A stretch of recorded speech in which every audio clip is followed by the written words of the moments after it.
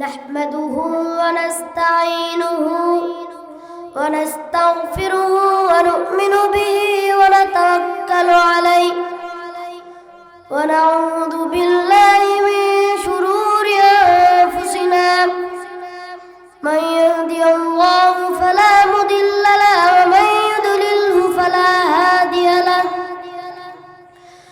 ونشهد أن لا إله إلا الله وأشهد أن محمدا عبده ورسوله الذي أرسل رسوله بالحق بشيرا ونذيرا وداعيا إلى الله بإذنه وسراجا منيرا أما بعد সকলে আমার সাথে জোরে আউযু বিল্লাহ বলবেন আউযু বিল্লাহি মিনাশ শাইতানির রাজীম বিসমিল্লাহির রাহমানির রাহিম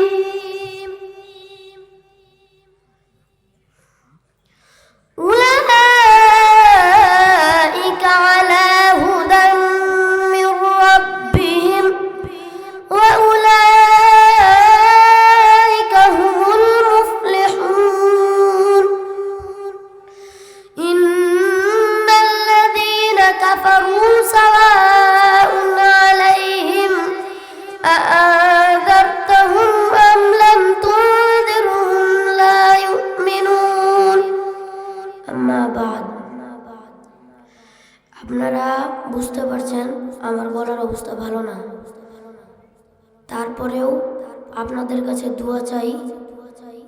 আমিও আপনাদের জন্য দোয়া করি। যেহেতু প্রধান বক্তা চলে এসছে, আমি কি বেশি কিছু বলবো না। আমি হয়তো বা কোনো ঘটনা বললাম, এটাই। বহুকাল আগে নবীদের এক সাহাবী ছিল, কিন্তু মুসলিম আনার জন্য অনেক তার ইচ্ছা ছিল, কিন্তু তার চাচা মানে পিতামাতা ছিল না। তার চাচা অনেক বড় লোক ছিল, কিন্তু তার চাচাকেও বলতে পারতো না। চাচাকে বললে চাচা মারধর করতো, যে তুই কেন ইসলাম ধর্ম গ্রহণ করবি। এই জন্য সে একদিন গোপনে ঈমান আনলো। গোপনে কি আনলো? জোরে বললে চুলকানি হয়। গোপনে কি আনলো? গোপনে ঈমান আনার পরে সে বুকে সাহস করে বলল, আল্লাহ তুমি দেখো, এই জুলুমকারীটাকে তুমি দেখো। কত ভালোবাসার পরেও তাকে বলছে তুমি জুলুমকারীটাকে দেখো। এই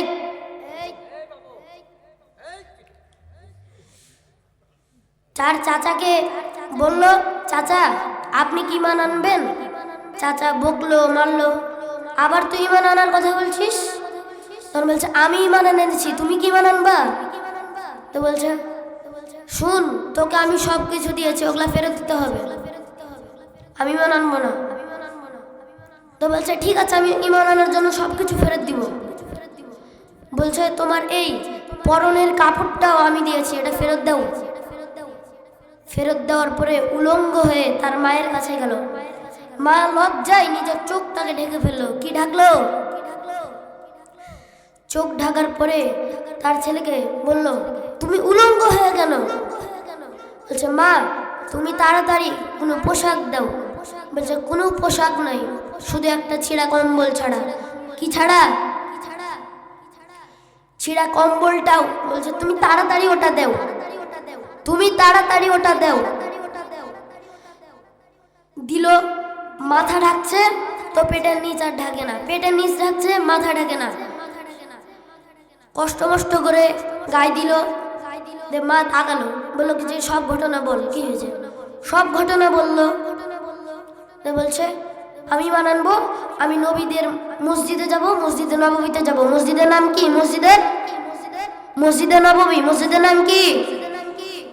জোরে বলতে হবে, মসজিদের নাম কি? মসজিদের নববীতে যাব। বলছে যা। মসজিদে নববীতে যখন মক্কা থেকে মদিনার উদ্দেশ্যে যখন বের হলো, দিনের পর দিন খেয়ে না খেয়ে, গোসল না করে, মাথায় তেল নাই, মসজিদে নববীতে যায় যখন পৌঁছলো, তখন আসরের নামাজ শেষে যখন নবী বের হয়ে এলো, তখন তার দিকে প্রথমে চোখ ঘুরালো, দেখছে মাথার চুল উস্কো খুস্কো, মাথার চুল উস্কো খুস্কো। তাকে বলছে তোমার নাম কি? সাহাবীটার নাম তখন কি ছিল? আব্দুল উজ্জা। তখন কি ছিল? তখন ছিল আব্দুল উজ্জা। সবাই সব ঘটনা খুলে বলল। তখন বলছে নবী সাল্লাল্লাহু আলাইহি ওয়াসাল্লাম বলছে তোমার নাম আজ থেকে আব্দুল উজ্জা না, তোমার নাম আমি রাখলাম আব্দুল্লাহ। তোমার নাম কি রাখলো? আব্দুল্লাহ। আব্দুল্লাহ রাখার পরে আবু বকরকে বলল, আবু বকর, উমর, তোমরা একে কুরআন তেলাওয়াত শিখাও।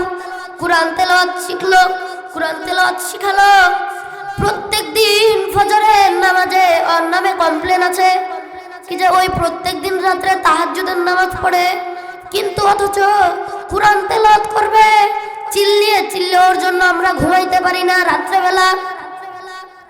নবীজি প্রত্যেক দিন, একদিন হঠাৎ করে মিটিং ডাকলো, বলল কি যে তোমরা কি জানো না ও এখন একা, ওর এখন আমি ছাড়া, তোমরা ছাড়া কেউ নাই, আমি ছাড়া কেউ নাই। এই জন্য আল্লাহ ওকে মর্যাদা বেশি দিয়েছে। তারপরে পাশর রাজ্য থেকে বেলে যুদ্ধের ইয়া এলো, আবু জেহেল কি পাঠালো? যুদ্ধের সংবাদ পাঠালো। নবীজি বলল সাহাবীদেরকে সবাই চাঁদা দাও। আব্দুল্লাহ তো চাঁদা দেওয়ার মতো কিছুই নাই, চাঁদা দেওয়ার মতো কিছু নাই। এক পিলারের পিছে যে দাড়ি মোবারক ভিজে ভিজে পড়ছে, ফজরের নামাজ পিলারের পিছনে পড়লো। বিকালবেলা যখন নবীরা যখন যুদ্ধের জন্য বের হলো, আব্দুল্লাহ তখন নবীজির সামনে এসে দাঁড়ালো, বলল এ নবী, আমি তো চাঁদা বা কিছুই দিতে পারলাম না, এ আপনি দোয়া করে দেন আমি যাতে যুদ্ধে আমি আমার প্রাণটা দিয়ে দিতে পারি। তখন আবু বকরকে বলল একটা গাছের ছাল নিয়ে আসো। গাছের ছাল কেটে আনা হলো, আব্দুল্লাহর হাতে বেঁধে দিয়ে বলল কাফেরদের হাতে তোমার মৃত্যু যাতে, তোমার রক্ত যাতে ওদের হাতে হারাম হয়। কি হয়? হারাম হয়। তখন আব্দুল্লাহ আবার কান্না করতে শুরু করলো, বলল হে নবী, আমি বললাম যাতে শহীদ হই, আপনি এটা কি করলেন? তখন নবীকে বলছে যে তুমি যদি এখন বিছানায় শুয়ে থাকো, মরো, তাহলে তুমি শহীদে মৃত্যু পাবা। কি মৃত্যু পাবা? শহীদে মৃত্যু পাবা। এই জন্য যুদ্ধ যখন শেষ হলো, সবসময় তো ভালোরাই জিতে, ভালোরা জিতে না, আল্লাহর নবীরা জিতলো। তার কিছুদিন পরে এক সাহাবী এসে বলছে যে হে নবী, আব্দুল্লাহ আর পৃথিবীতে নাই। আব্দুল্লাহর কালকে রাত্রে হঠাৎ করে জ্বর এসে ইন্তেকাল করেছে। তখন নবীজি বলল তাকে কাফন দাফনের ব্যবস্থা করলো। নবীজি নিজে কবর খুঁড়ে নিজে শুয়াই দিয়ে নিজে নামাজ পড়ালো। আর রাত্রেবেলা মোমবাতি ধরে আছে হযরত বিলাল রাদিয়াল্লাহু তাআলা আনহু। আপনারা উঠে যাচ্ছেন কেন? এই উঠে যাচ্ছেন কেন?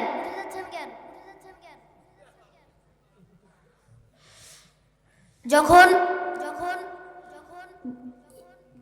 যুদ্ধ শেষ হলো, জানাজা শেষ হলো, তখন তার কিছুদিন পরে বলছে নবীজির আব্দুল্লাহর মাও, যখন তার চাচা মারা গেল, আব্দুল্লাহর মাও মুসলিম ধর্ম গ্রহণ করলো। নবীজির কাছ থেকে খেজুর, তখন তো আর ভাত পানি ছিল না, খেজুরই ছিল, তখন খেজুর খেয়ে সবাই দিন কাটাতো। এখন তো ভাত পানি রুটি তরকারি এগুলা বের হয়ে যায়। তো যাই হোক, আমি বেশি কথা বাড়াতে চাচ্ছি না। প্রধান বক্তা পাশে বসে আছে, সময় নষ্ট করা ঠিক না।